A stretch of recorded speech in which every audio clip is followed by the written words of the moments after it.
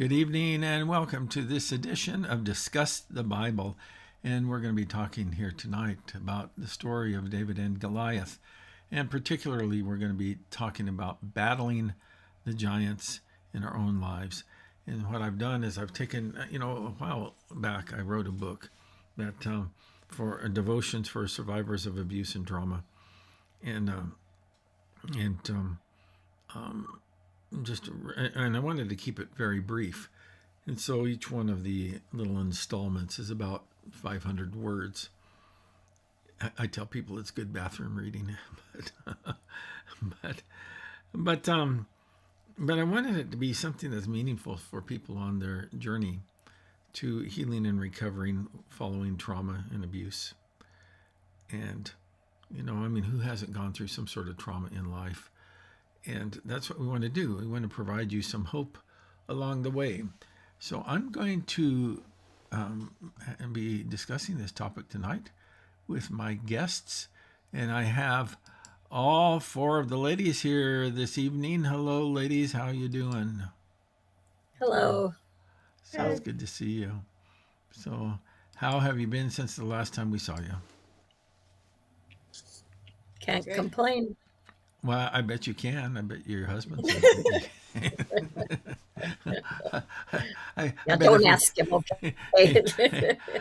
I bet if we asked him, he would say, "Oh yeah, she can complain. I've heard her complain plenty of times." But hey, I need to get one other screen set up. So let's. I forgot to do it in advance of the broadcast, but let me see.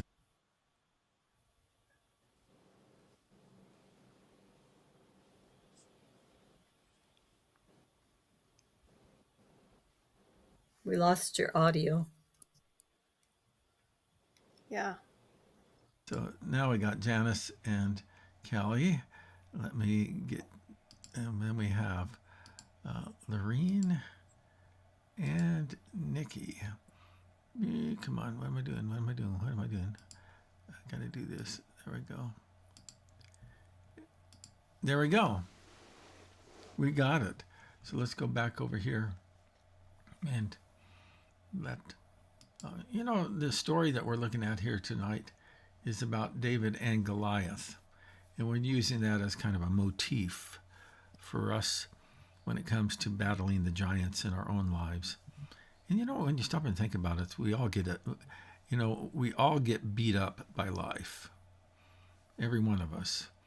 And some people have a different story to tell, but we all have, we're all the same in this respect, is that we have disappointments and heartbreaks and struggles and problems that come in our lives. Jesus himself said in Matthew chapter 16, verse 33, he says, "In this world you will have trouble." So,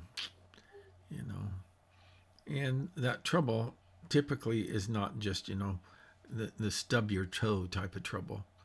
It's the type of trouble that can really knock the wind out of us completely.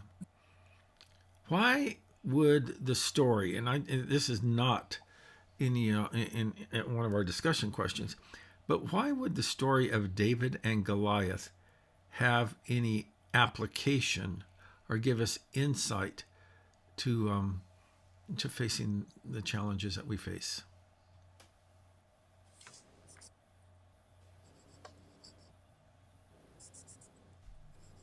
We all have giants in our life. Okay, yeah. And Janice is dealing with a little bit of a giant right now in her life, and she's looking at the prospect of having a series of surgeries, and those things can kind of really knock the wind out of you. So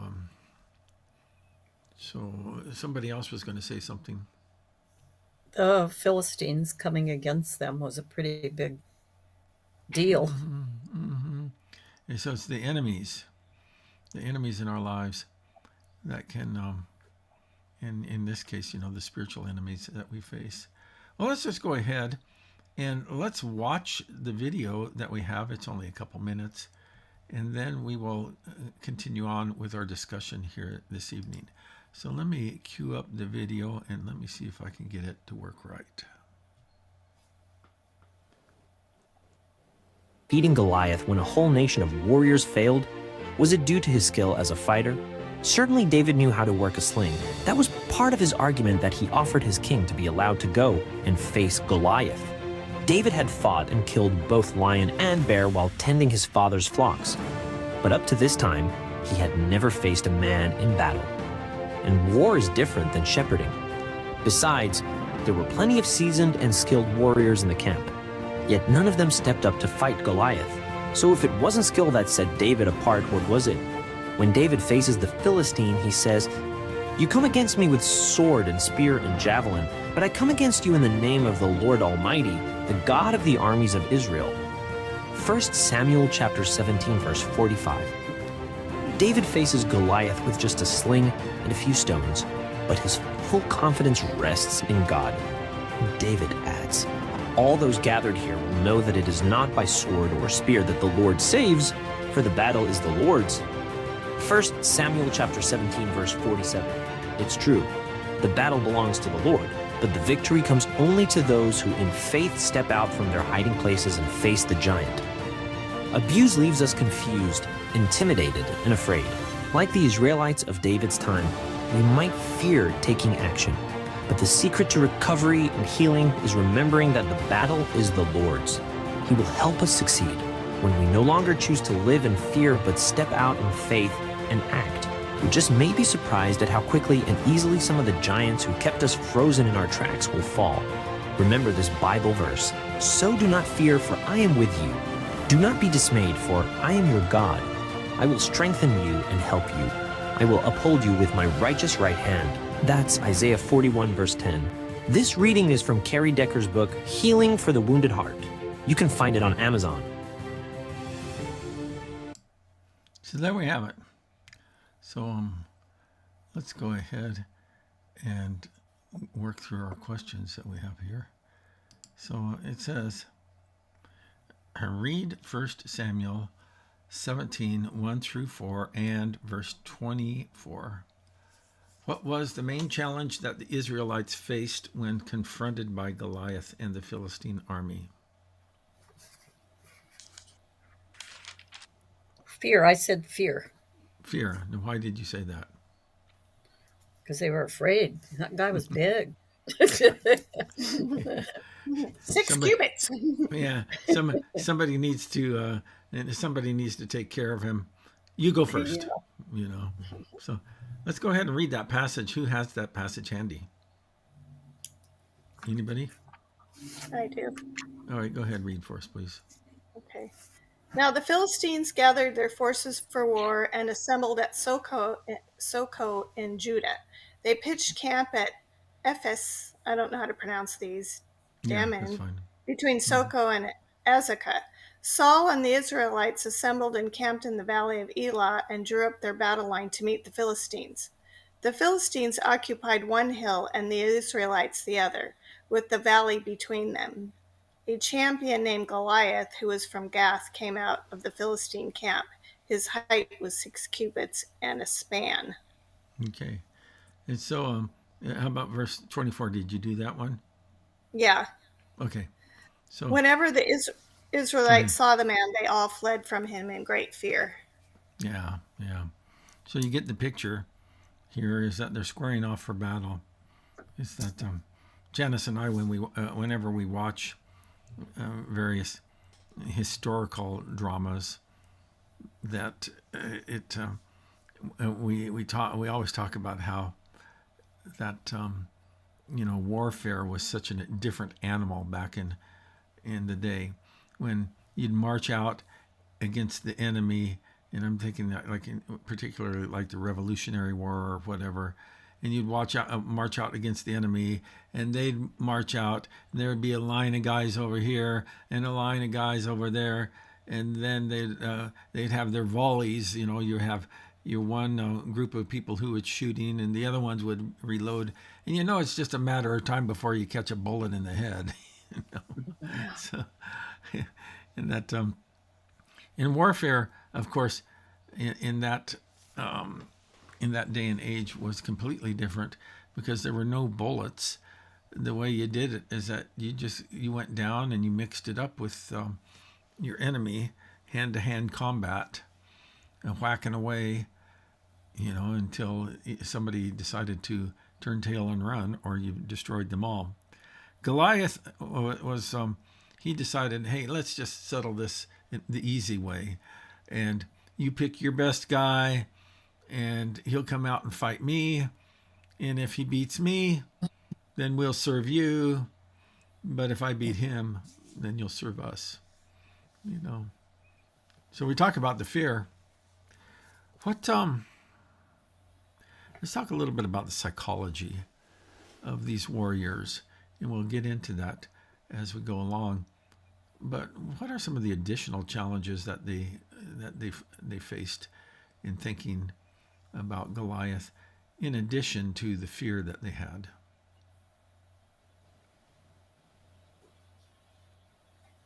He was a big guy. Yeah. I mean, I see the commercials with that Shaq guy, and if you see him on a regular commercial, you don't think too much. But when they put him in a room of other people, he is humongous, and he's not even 9 feet tall. But it's like he could just like crush you, Yeah. And how intimidating that would be, and then the armor. I mean, they were describing all the armor that he was on. Holy cow, you couldn't even get to him. You couldn't even get to his body because of all the... Yeah. I'm sure it's very intimidating. You have to stab in the ankle. Yeah. And I think the consequences of if they lost. Yeah, you don't want that to be on you. Right. Thinking, change their whole life. Yeah. How much did limited thinking play into all of this? I think most of it. Mm-hmm. They really limited themselves, and they not only limited themselves, but they also limited God. It's one thing to think, well, I know I can't do this, but it's quite a different thing to think that I know that God won't deliver us in that. And so, and that really, when it comes to, we have a lot of self-imposed limitations when it comes to facing the big things in our life. So, let's go ahead and do the next one. Why do you think the seasoned warriors in the Israelite camp were unwilling to fight Goliath despite their military skills? Because, some of these guys were probably pretty intimidating. But, what held them back? Maybe just that idea of having to go alone. When they were an army with the United, there was a team around them and all that. That's one thing. But when they called out one person to come, that would be hard to those ranks. Mm-hmm. Mm-hmm. Yeah, it's not only the issue of fear there you're talking about, but also response. You're carrying the weight of the whole nation on your shoulders. That if I fail, we all go down in flames, And there's not a whole lot of people that, with the exception of David here, that is willing to sign up for that type of responsibility. So, but read First Samuel 17:45.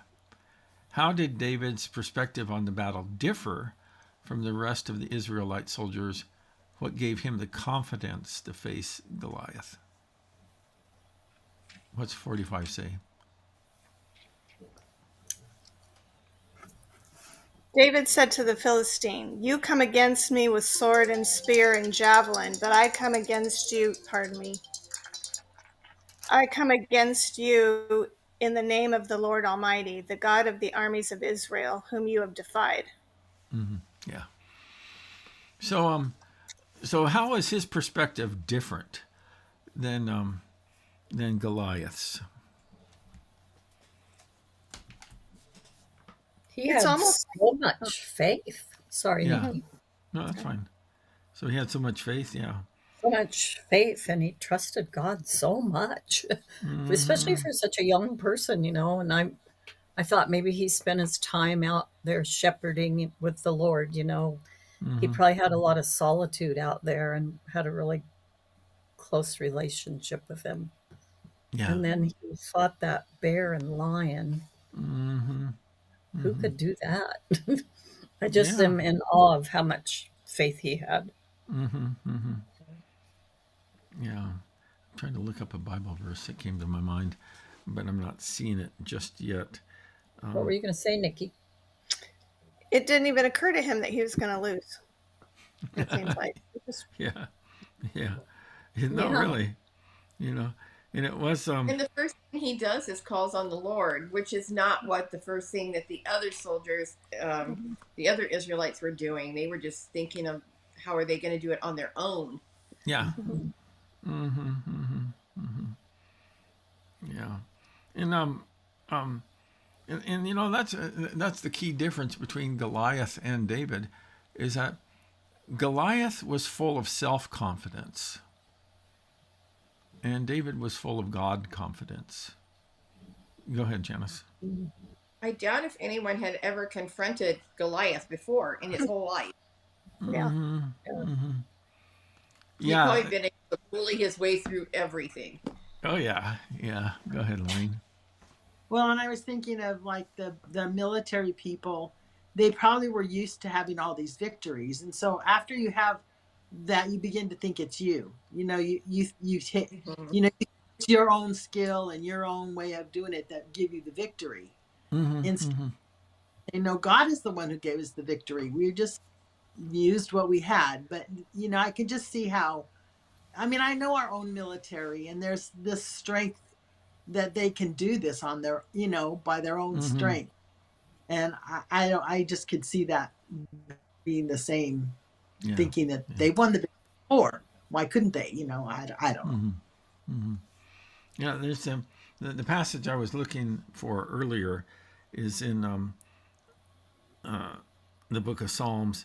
It's Psalm 20, verse 7, and it says this: "Some nations boast of their chariots and horses, but we boast in the name of the Lord our God."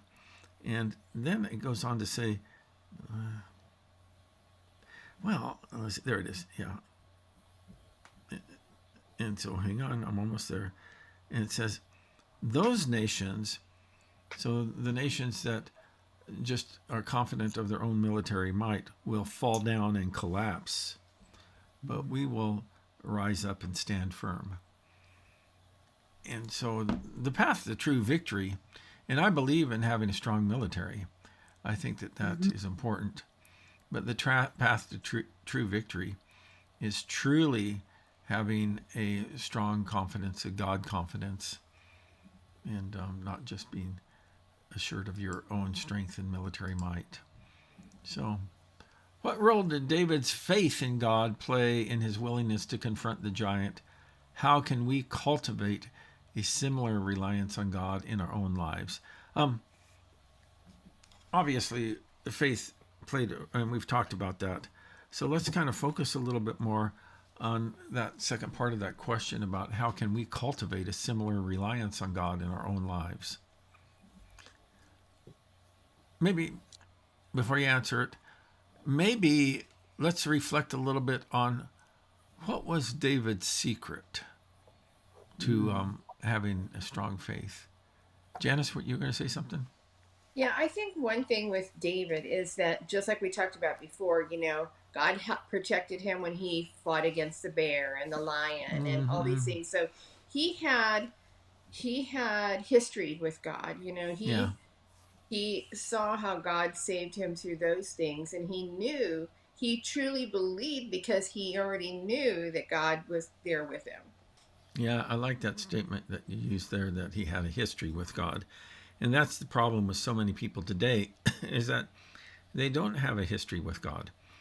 And so obviously they're going to freak out when they confront a problem that's bigger than their ability to resolve. Lorene?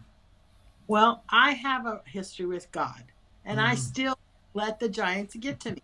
Mm-hmm. I mean, seriously, I always turn to fear, and the fear is what turns my anxiety into giants. And instead of just, God has this, I don't need to worry so much about, how it's going to happen. He's going to get me through this, no matter what. And I just forget it every time. I just forget it. And I want to be one who, I want to remember it. I want to remember it forever, how he's been Yeah, so faithful and so good through my whole life. that's true.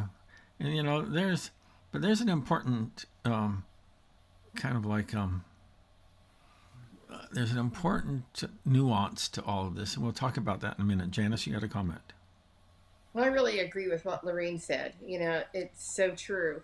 And I think that one reason why that happens, at least to me, is because when I start feeling those giants, that giant fear, it's so easy for me just to start isolating myself and not like going to anyone and saying, I'm having this difficult, time, and I need someone to walk through me or anything. I just do it by myself, and then that's when the giants start whispering all kinds of crazy things into your head, and you believe it, and you start getting more and more fear, and then it takes you further away from God. Yeah, yeah. But I think we got to be careful, and I'm not disputing what Lorene says, but I think that we have to be careful that we can go through life with a fearless perspective.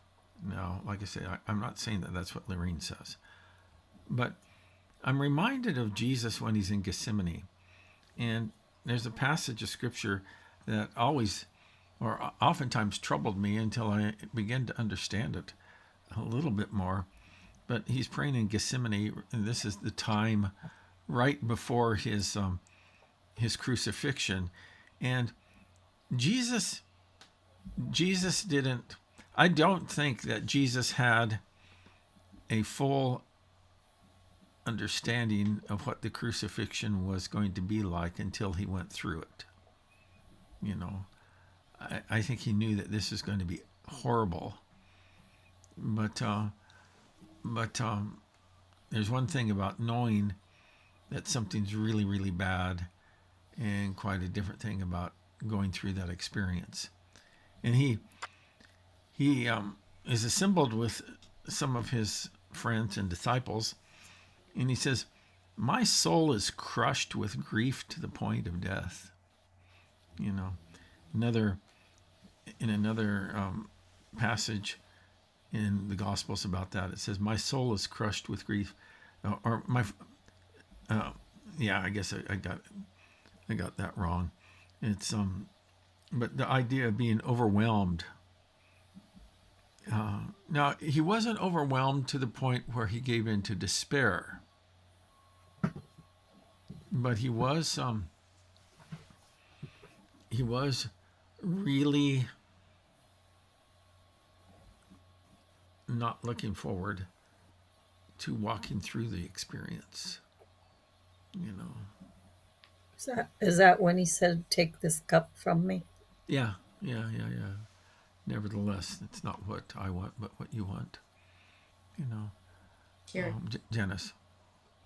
But even Jesus reached out to his friends at that time and said, "Come and pray with me." They Even weren't though there that for him, but even he though that asked. I think he knew in his heart that's what he needed. He needed people. He needed his friends to help him.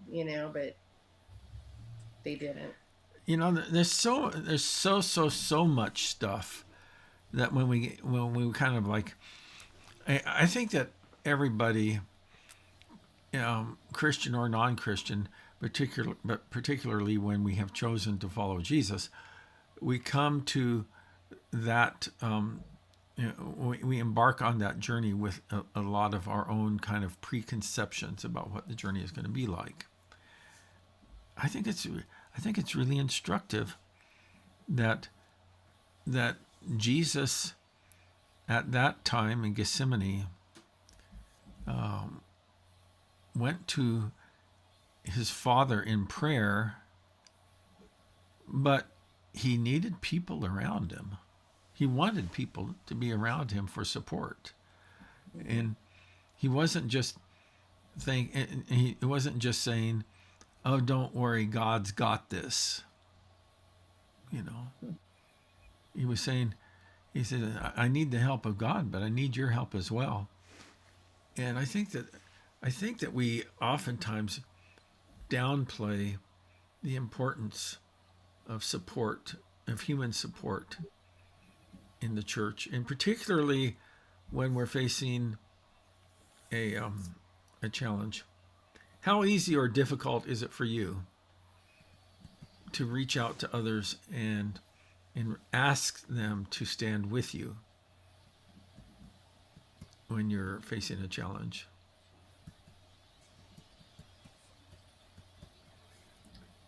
Go ahead. My hand. Just, The last just time put it in front of your face. Where is it? No, you just, if you do it right in front of your face, we can, there you I go. know you lean this way, but the thing leans that way. I know. Oh my gosh. It's crazy. So the Go last ahead. bout of something I had, I think, was breast cancer for about a month. And, I've asked for prayer in the past, but a lot of times for our prayer group at church, I think, oh, I don't need to ask people to pray. I'll be fine. And the last time, I think there was one time I didn't, and somebody else put me on there without me asking them. I think it was this last time. Anyway, it all turned out really well. And for Yeah. some reason, this time, I really felt the love of the church. People were calling me and texting me, and I really felt that support. And I actually got up and gave a testimony because I just wanted them to know how thankful I was. But I normally would say, oh, you don't need to worry everybody about this. People have bigger problems, than this. And Yeah. What is that about us that we tend to downplay? Because it's true. If you really stopped and thought about that statement logically, well, people have bigger problems, then the logical outcome of that is that only the person with the biggest problem is, gets yeah, to ask for prayer. And right. then, and how do you determine whose problem's the Yeah, ask biggest? them. Yeah. Take a number. It's kind of like you're at the DMV. 31 flavors. Yeah. Yeah. Take a number, and you look at it, and now serving number 3, and you're number 78. Go ahead, Lorene. Yeah, in all seriousness, I remember growing up in a church where you didn't ask for help, and you weren't even encouraged that. You were to pray for others, but I don't want to, it's not a blame thing. It's just I did not learn how to ask for help when I was younger. And I had to learn, and I learned this through this program called Celebrate Recovery, that I learned how to ask my group to pray for me, or to, just let me say my stuff. Sometimes that was all I needed, was just to say it, but I had to learn to do that. And it's the best thing I've ever learned, was to ask Yeah. for, and I still not good at asking for help. I'm not good at it, but I'm trying more than I ever have before to ask for help when I need it. So Yeah. So Janice? Maybe it's true because we're from the last of the generation where the women didn't normally have a career, but we did everything else we had like so many careers all piled on us that we didn't work outside of the home, but we did everything. We took Mm-hmm. care of the kids, we did the cooking, we mowed the yard, we, you know, smogged the cars and worked and taught Sunday school and volunteered for everything and cooked for people who were sick, and we did everything, you know. And you just were so into the whole servant thing that I don't think we really thought that we mattered. Yeah. Yeah. Yeah. It's hard to have that type of reliance on God, and I think that comes from the support of community. Mm-hmm. Obviously we need to attend to our our personal relationship with God, but we also need to have people around who know our hearts, not just the strong parts, but also the weak parts and where we're struggling. And I think, go ahead, Janice. I think that's another thing is that, I'm woman, hear me roar kind of a thing, like we could do everything. We don't need help, you Mm-hmm, know? mm-hmm, And for me, and probably maybe for Lorraine, is like when Celebrate Recovery started and we got involved in that, where we shared our lives with with a group of women. Until then, that had been kind of a foreign thing to us, but it's, I believe with all my heart that that's exactly what we all need. mm-hmm, mm-hmm. Yeah. So go ahead, Kelly. I think for me too, part of it is being introverted because sometimes you don't want all the attention. Sometimes you just want to be by yourself, and so you Yeah. kind of keep things to yourself, thinking, "Oh, everybody Mm-hmm. just leave me alone." Hmm. But Yeah. you really do need that support. Hmm. Mm-hmm. Mm-hmm. Janice. And a lot of times, something that you might think that you're the only one who feels this way. Mm-hmm. Nobody else feels all this resentment, or they don't feel all this other feelings that I feel. I'm just the worst one. And then if you get into a group and you start talking and you find out, Yeah. everybody has questions to answer, and you find out you all have the same exact problems. Yeah. Yeah. That's for sure. So the text mentions the battle belongs to the Lord. What does this mean, and how can we apply this principle to our own struggles and challenges?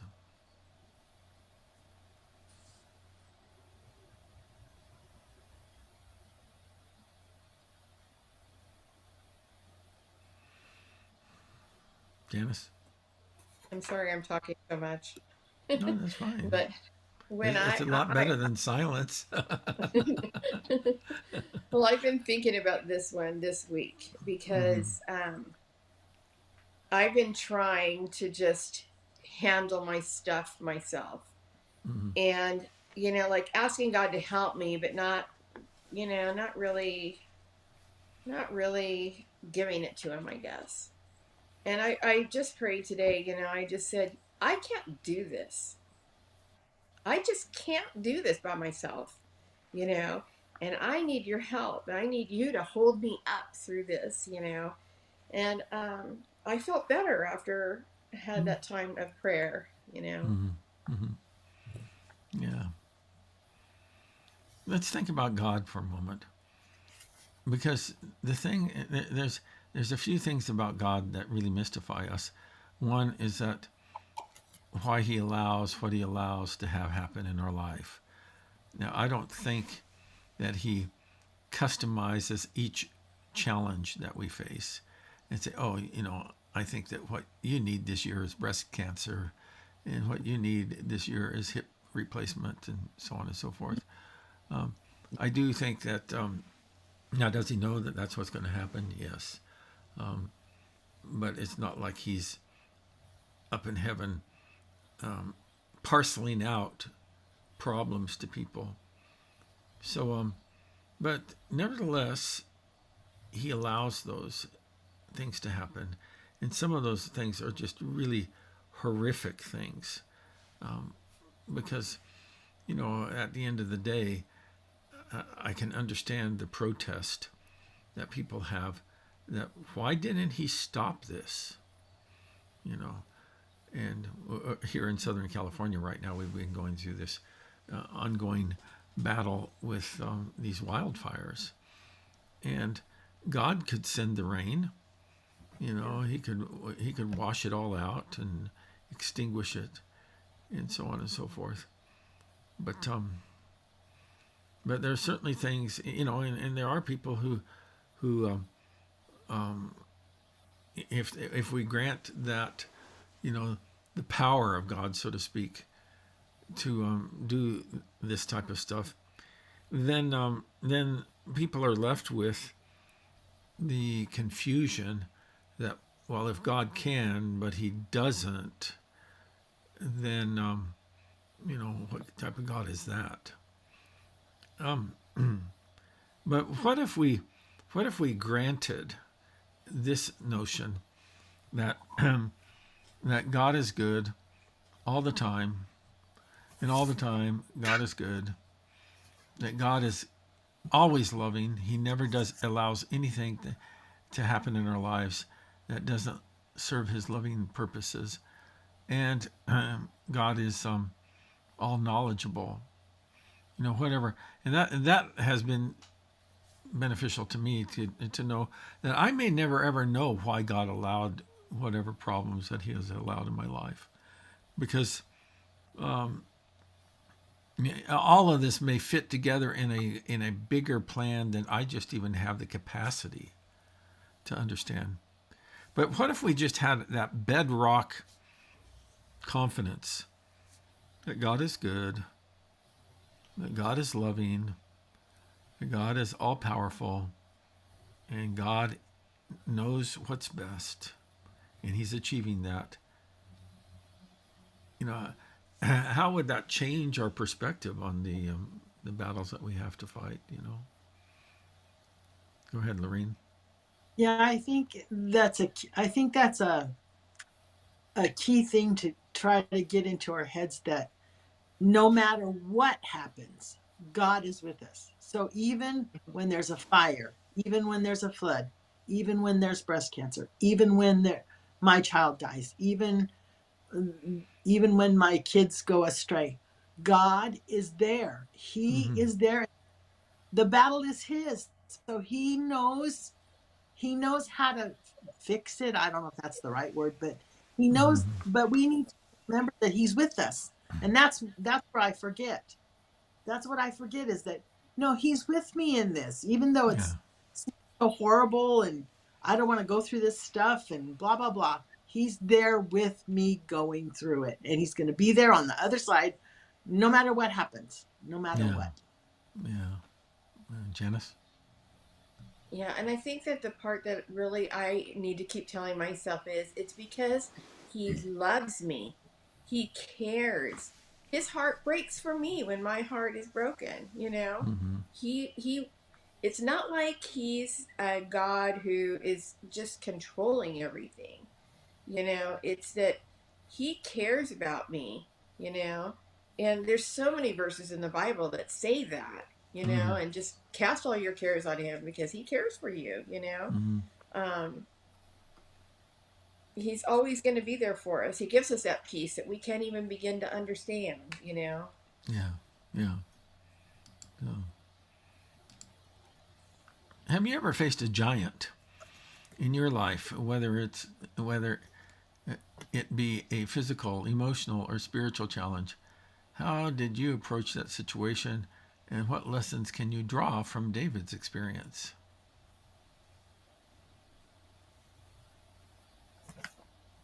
Well, I know for myself, I've experienced a few giants. My giants have never been, in here again, compared to other people's, that have never been as menacing as what some people have faced. But they're my giants. And I know for me, one was circumstantial with the loss of employment in a very ugly way, but also another one was kind of an emotional and a just a personal challenge for me and spiritual life that I prayed and prayed and prayed and prayed and prayed and prayed and prayed and prayed and prayed about, but it's never resolved. And so the what has helped me in all of these things, and it kind of circles back to what Janice says, and it's really the secret sauce that David had, is that David had a personal history with God, and he just knew that God was good. He just really delighted in the Lord, and and and that's the only way you can get through some of these things, is to have that type of confidence in God. It's kind of interesting, and I know that I may be rambling, but what else is new is that the problem is going to happen anyway, with or without God. I mean, for instance, the baby's going to die with or without God. The cancer is going to come with or without God. The loss of employment is going to happen with or without God. So it's not so much that belief, and I don't have a deterministic belief that all problems are destined to happen, but I do believe that what I've seen, and I've seen a lot as a minister, I've seen the people who have a strong connection with God weather those things better than those who don't. Yes. But we got a few more questions here. Let's just go ahead and hit those. The text in the devotional reading states that abuse leaves us confused, intimidated, and afraid. How can the story of David and Goliath offer hope and encouragement to those who have experienced abuse or trauma?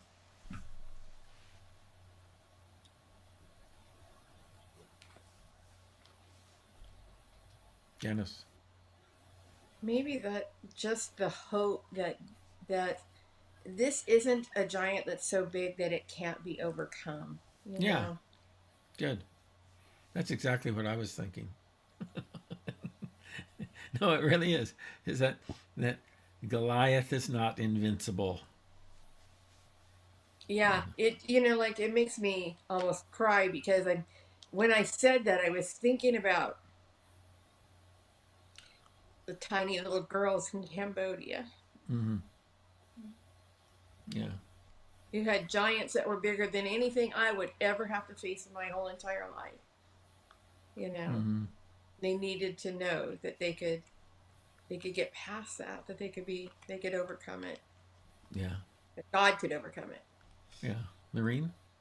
Yeah, and I think that the key right there is when you're in that abusive, confused, and intimidated, you don't know that there's other options.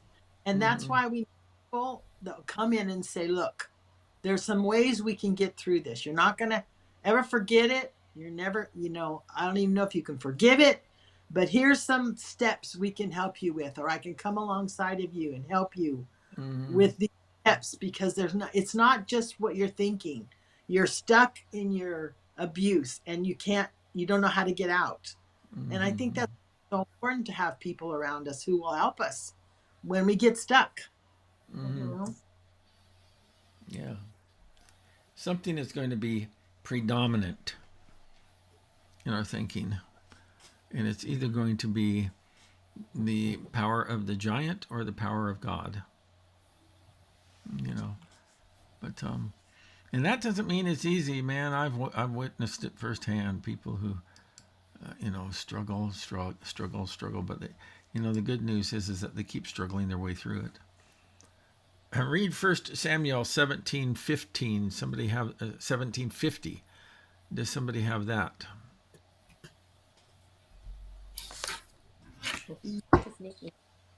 I have it, but I don't always want to be the person. If somebody else wants to read, You were that girl in class. so so so you can be that woman in our group. okay. I get my glasses here. So David triumphed over the Philistine with a sling and a stone. Without a sword in his hand, he struck down the Philistine and killed him. Yeah. So what does the Bible verse from Isaiah 41:10? So do not fear, for I am with you. Teach us about God's presence and support in the midst of our struggles. The adversary says God's not there. Yeah. And the giant's going to win. Mm-hmm. You know, and at the end of the day, it oftentimes, you know, if you look at life, at the end, the big picture of life, at the end of the day, it does look like the giant wins. The cancer destroys, the car wreck maims, mutilates, and kills. The fentanyl stops hearts, and on, you know. So it looks like every time the giant wins, but he doesn't in our relationship with God. Because even though profound tragedies can befall us and ultimately take our lives, there's that passage of scripture in the book of Romans chapter 8 that talks about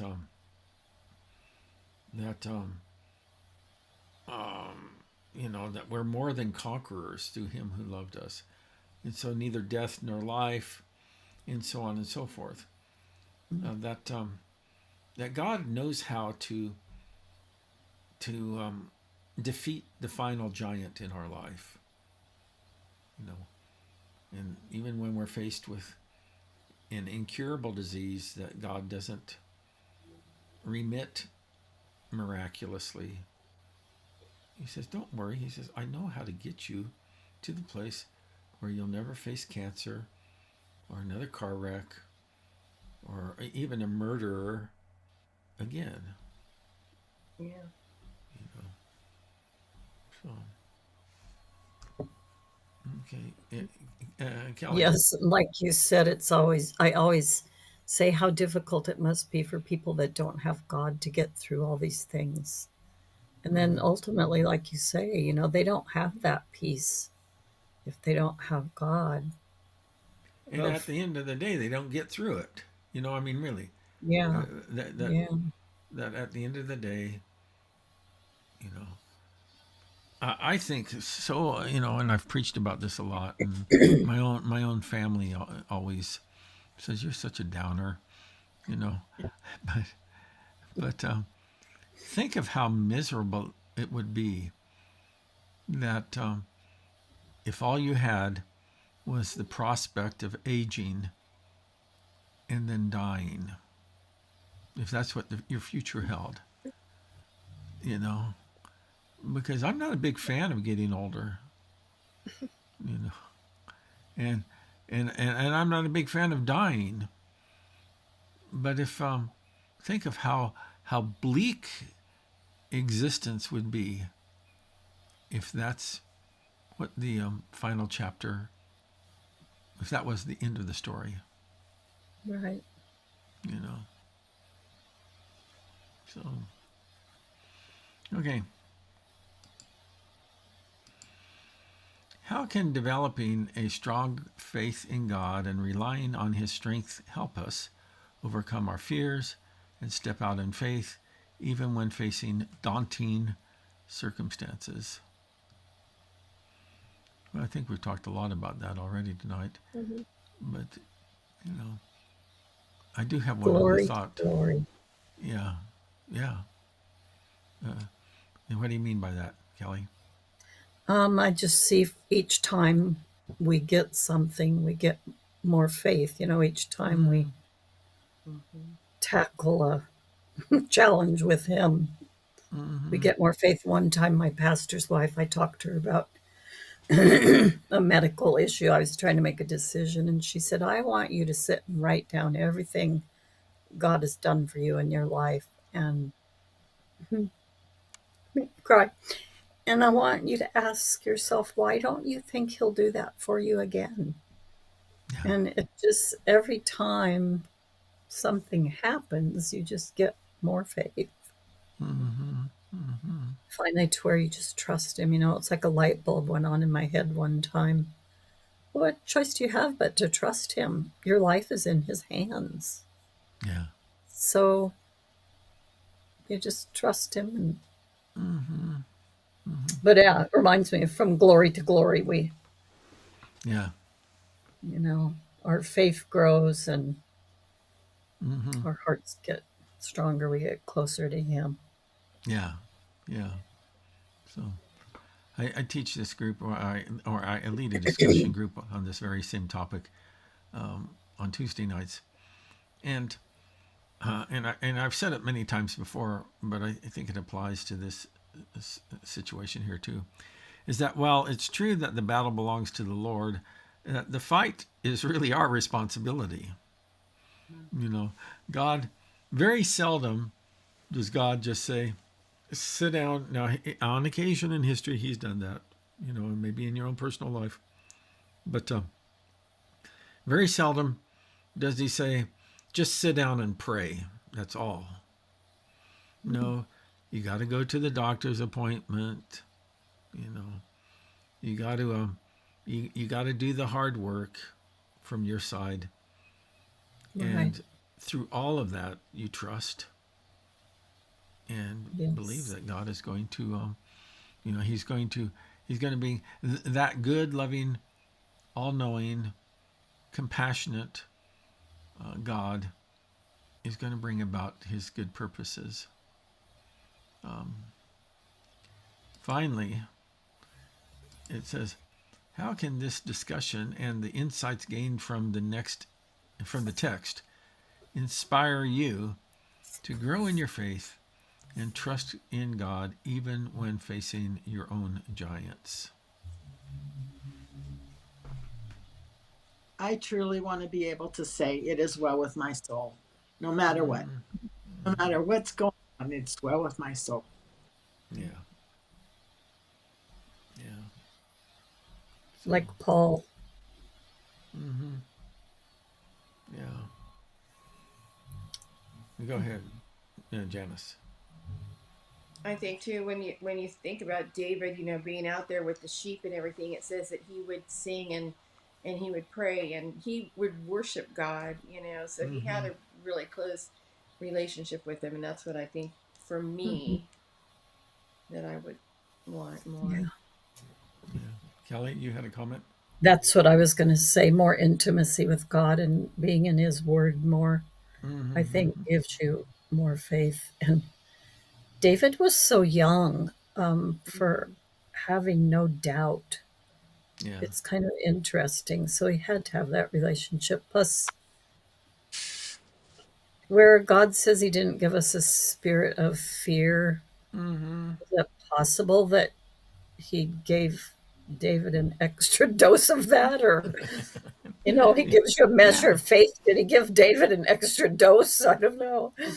It's quite possible. I don't know. I mean, there are people that I know who it just seems like it's easier for them. Yeah. So,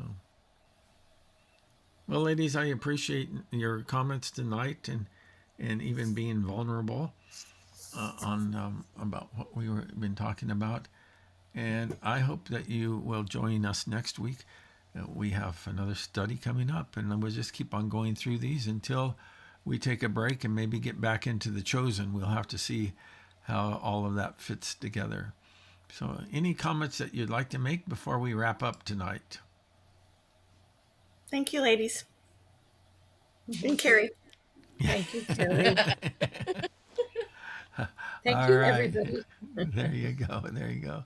So, well, it's always a delight to spend some time talking about important issues. And, certainly there are no more important issues than thinking in terms of how God can equip us and carry us through the realities that we face in life. And I hope that you have discovered that for yourself.